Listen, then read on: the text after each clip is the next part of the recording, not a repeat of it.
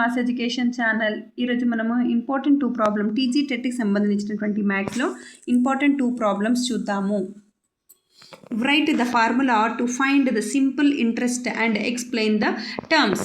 So simple interest formula is equal to I is equal to PTR by 100.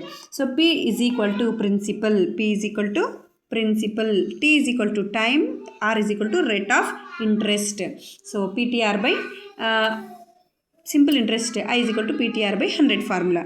Next question chuddam important. Find x if 3 to the power of 6 whole to the power of 4 is equal to 3 to the power of 12x. So ఇది మనకు చూసుకుంటే find out X వాల్యూని find out చేయమంటున్నారు. So X 3 to the power of 6 into whole to the power of 4 is equal to 3 to the power of 12x. So ఇది ఏ ఫార్ములాలో ఉంది? a to the power of m to the power of n ఫార్ములాలో ఉంది. So a to the power of m whole to the power of n is equal to a to the power of m into n ఫార్ములాలో మనము convert చేసుకోవాలి.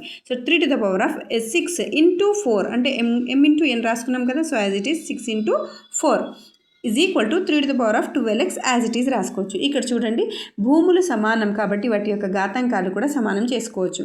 So a to the power of m is equal to a to the power of n, then m is equal to n అవుతుంది. కాబట్టి m is equal to n అంటే 6 4s are 24. So 12x as it is. భూములు సమానం కాబట్టి వాటి యొక్క ఘాతాంకాలు కూడా సమానం చేసుకున్నాం. So 24 is equal to 12x. So x is equal to 12 by 24. 12 1s are 12 2s are. So x is equal to 2. Thank you. Like and subscribe.